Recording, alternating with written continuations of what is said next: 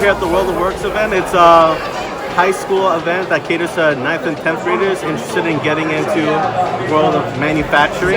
Right now I'm displaying our ultrasonic welding, our blister vacuum forming over here, and then just examples of our in-house testing here. Today we're demonstrating a little bit about injection molding. I've just been explaining to the young adults that this is how your plastic resin will look. Just like a hot glue gun, you're gonna press it in. About once every 10 seconds, you'll be receiving 2 parts of these female to female lower lock bases. Everything else is just done in maintenance.